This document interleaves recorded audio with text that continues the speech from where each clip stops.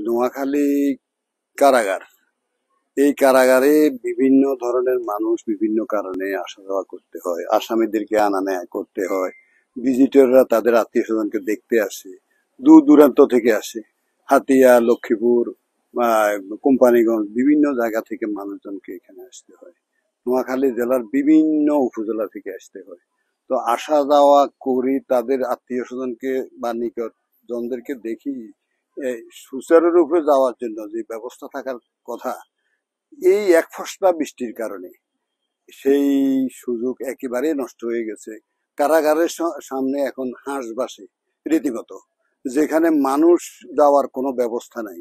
কারাগারের ভিতরে পানিতে সয়লাভ, এটা একটা বড় মারাত্মক অবস্থা। এই অবস্থা থেকে নিরসনের জন্য আমার মনে হয় কর্তৃপক্ষ এগিয়ে আসা দরকার। কারা কর্তৃপক্ষ হোক, নোয়াখালী পৌর কর্তৃপক্ষ হোক, যারাই পারেন আমার মতে খুব দ্রুত এটা নিরসন করা দরকার। নোয়াখালী জেলা কারাগারের যে প্রধান ফটক সংলগ্ন আমাদের যে সড়কটা রয়েছে, এই সড়কটা আসলে বৃষ্টি যখন আসে এবং অতিবৃষ্টির কারণে আমাদের এই সড়কটা পানিতে প্লাবিত হয়। যেহেতু আমাদের এই এলাকাটা একটু নিম্নাঞ্চলেই পড়েছে এবং আপনারা জানেন যে গতবার যে বন্যা হয়েছিল, সেই ফেনীতে যে বন্যার পানিতে ডুবে গিয়েছিল এবং আমাদের নোয়াখালী এই অঞ্চলটাও ডুবে গিয়েছিল।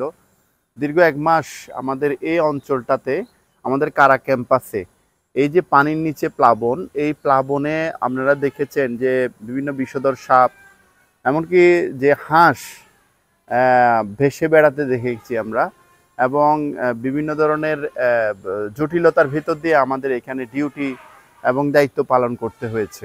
নির্মাণ ত্রুটিজনিত কারণে আমার আসলে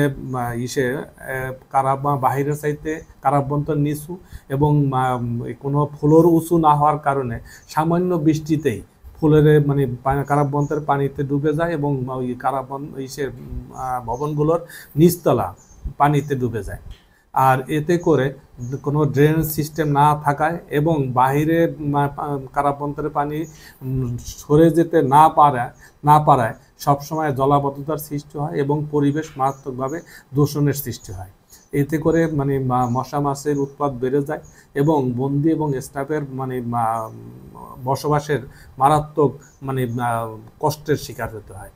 আমাদের এই ভবনগুলো যত দ্রুত মেরামতপূর্বক, এবং আমি যতদূর জেনেছি যে সদস্য সরকারের কাছে এই নোয়াখালী জেলা কারাগারের পুনর্নির্মাণ একটা প্রকল্প গ্রহণ করা হয়েছে এবং বর্তমানে স্থাপত্য বিভাগে একটা প্রস্তাবনা বর্তমানে প্রক্রিয়াধীন আছে এবং এই প্রস্তাবনা অনুযায়ী 350 কোটি টাকার একটা পুনর্নির্মাণ প্রকল্প, এই প্রকল্পটা যদি বাস্তবায়িত হয়, দ্রুত বাস্তবায়িত হয়, তাহলে পরে এই কারাগার একটু কারাগারে যারা বন্দী আছে এবং যারা কর্মকর্তা কর্মচারী আছে, তারা এখানে বসবাস স্বাচ্ছন্দ্যে বসবাস করতে পারবে। ব্যাপক চাপের মধ্যে পড়তে হচ্ছে এবং আমরা প্রতিনিয়ত অনেকটা যুদ্ধ করে জেল চালাচ্ছি।